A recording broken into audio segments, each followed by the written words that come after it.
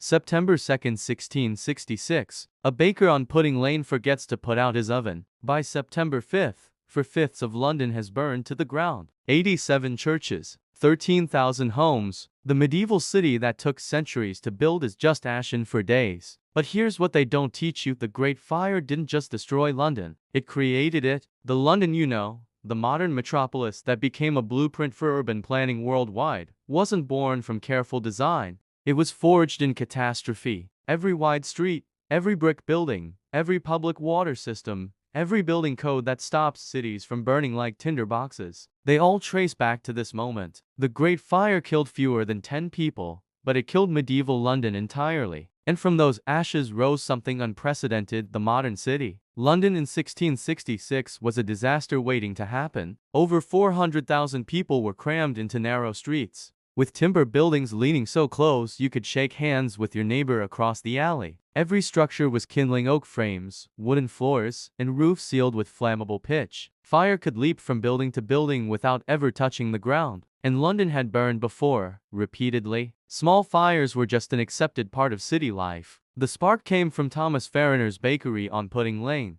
Around 8 a.m. on Sunday, September 2nd, sparks from his oven ignited a pile of firewood. The fire spread to the Star next door, then to warehouses on the waterfront packed with timber, oil, and spirits. By dawn, an unusually strong easterly wind had picked up. The fire didn't just spread, it exploded. London's Lord Mayor, Sir Thomas Bloodworth, was woken up, took one look, and famously said, "Pish, a woman could piss it out." He went back to bed. By the time he realized his catastrophic mistake, the fire was unstoppable. The standard method of creating fire breaks by demolishing buildings was useless. The fire moved faster than the demolition crews, with embers flying over their heads to ignite new areas. The fire now had a life of its own. By September 5th, when rain finally helped extinguish the last of the flames, the damage was staggering. 13,000 homes, 87 churches, including the magnificent St. Paul's Cathedral, and the Royal Exchange all gone. The financial loss was estimated at £10 million, about $2 billion in today's money. Most people had no insurance. Wealth built over generations vanished. Economically, it should have been a fatal blow. But something unexpected happened. Within days, a 34-year-old architect named Christopher Wren presented King Charles with a radical plan for a new London. Wide boulevards, public squares, a modern street grid. It was beautiful, but completely impossible. The problem was property rights. To implement Wren's grand vision, the Crown would have had to seize or buy thousands of individual plots of land. It was too expensive and politically explosive. Property owners just wanted to rebuild on their old lots, and they couldn't wait. Wren's master plan failed, but some of his ideas survived. What did succeed was London's first comprehensive building code, enacted in 1667. This was revolutionary. All new buildings had to be made of brick or stone. Streets were mandated to be wider to stop fires from jumping across. Overhanging upper floors were banned. These sound like boring regulations, but they were the birth of modern urban planning. They established the principle that the government could regulate private construction for public safety. Wren did get to leave his mark, though.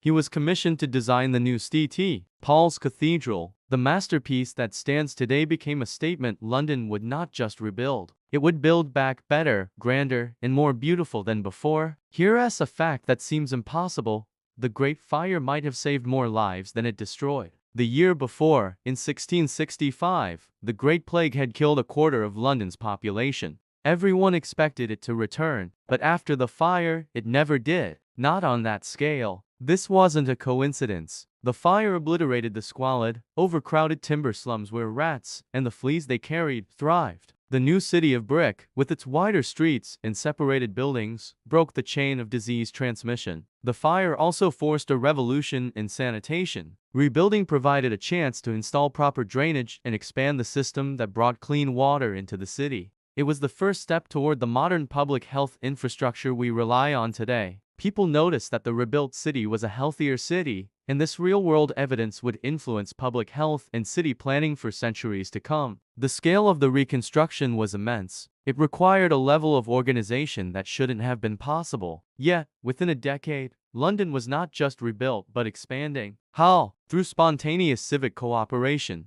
Property owners, trade guilds, and the Crown all worked together. The fire also transformed the economy. The building boom created massive demand for labor and materials, and a crucial innovation emerged from the ashes: fire insurance. People who had lost everything wanted protection. The first fire insurance companies were formed, and they even created their own private fire brigades to protect their clients' properties. Perhaps the deepest impact was psychological. Londoners had faced what looked like the end of their world and rebuilt it stronger. This forged a new civic identity rooted in resilience. The Great Fire became their origin story, a moment of death and rebirth. That confidence fueled London's rise as a global power. Every crisis that followed would be measured against it. If we survive that, we can survive this. The lessons learned in London spread across the globe. The building codes developed after the fire became the template for cities in Europe and America. The idea that a government can and should regulate construction for public safety became a universal principle. The fire court, which was set up to quickly handle property disputes,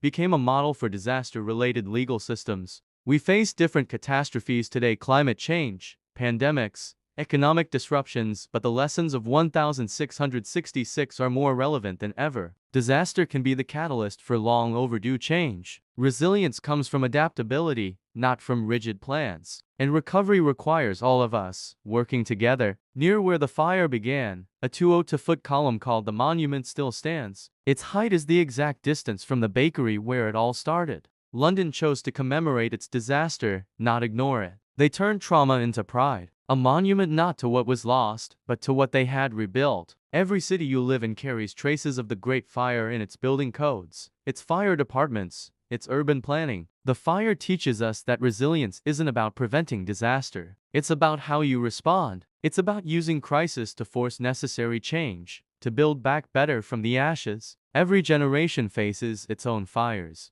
The question is, when your moment comes, will you just rebuild what was lost, or will you build something better? The Great Fire was a tragedy, yes, but human choice determined what it built. Catastrophe reveals what must change. Our decisions determine whether it does. Thanks for watching. If you found this story of resilience inspiring, consider sharing it, and subscribe for more histories of how progress can be forged in crisis.